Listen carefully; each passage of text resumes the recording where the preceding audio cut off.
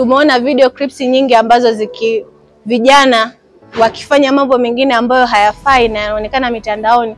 Juzi kuwa kuna scenario, mifumo mingi ya serikali ilikuwa ikidukuliwa na kupostiwa taarifa ambazo ni za uzushi. Katika dunia hii ya leo, huwezi kukwepa matumizi ya mitandao. Lakini swali ni je, unajihakikishia vipi usalama mtandaoni? Na je, unafahamu kuwa kuna upungufu mkubwa sana wa wataalamu wa usalama mitandaoni hasa katika bara la Afrika? Takwimu zinaonyesha kwamba bara la Afrika peke yake linahitaji wataalamu au lina upungufu wa wataalamu kwenye mambo ya usalama mtandao kama milioni 4. Kwa kulitambua hilo, leo Juni 4, 2025, Chuo Kikuu cha Dodoma UDOM kwa kushirikiana na shirika lisilo la kiserikali la Kimarekani Africa Program for Cyber Technology IACT wamezindua rasmi program maalum ya usalama mtandaoni inayolenga kuandaa, kutengeneza na kuongeza wataalamu wa usalama mitandaoni, na kubwa zaidi, kuwapa uwezo wa kutambulika kimataifa. Mmoja wapo wa viongozi wa shirika hilo alikutana na Mheshimiwa Rais wetu, mama yetu Dr. Samia Suluhu Hassan. Katika mazungumzo, na wote tunafahamu kwamba mama mwenyewe ni mtu ambaye angependa sana nchi hii tupige hatua kubwa katika swala la mtandao. Ndio sababu alishatoa maagizo kwamba anataka mifumo yote isomane. Na ukishasema mfumo, na hasa mfumo wa kiserikali, mfumo wa kibenki, mfumo ambao unatunza taarifa nyeti, wabaya wetu watatamani kuishambulia ili tusipige hatua katika maeneo ambayo. Kwa hiyo alipokutana na huyo kiongozi anaitwa Vera, yule kiongozi alimdokeza kwamba tuna nia ya kuendelea kujenga uwezo wa nchi za Afrika katika masuala ya usalama mitandao. Na katika mazungumzo alimuuliza kwamba je, hapa nchini kwako tunaweza tukaanza na taasisi gani?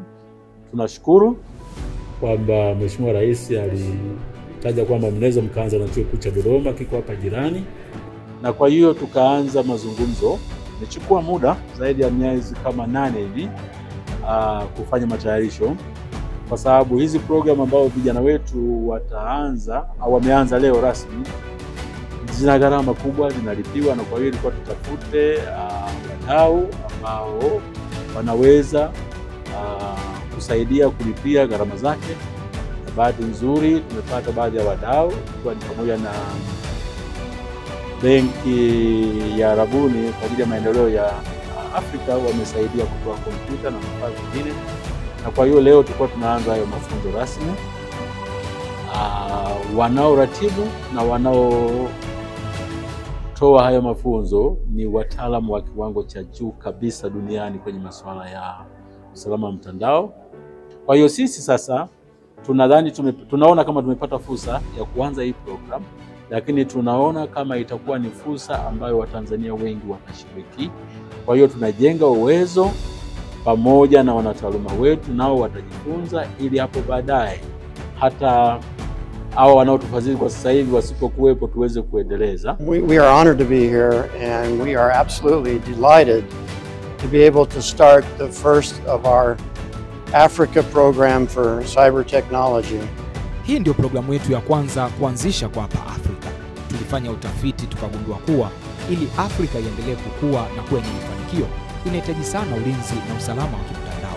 Kwa hiyo kuanzisha kwa programu hii ya mafunzo ya ulinzi mitandaoni itasaidia kuongeza wataalamu wa usalama na ulinzi wa kimtandao na kuwa msaada kwa taaluma, taifa na Afrika kwa ujumla. Nimefurahi sana kujiunga na programu hii kwa sababu ilitangazwa, lakini pia ilikuwa ni msukumo wetu sisi mabinti, maana vijana wengi wa jinsia ya kike waga hawashiriki katika masuala mazima ya ulinzi wa kompyuta na mitandao.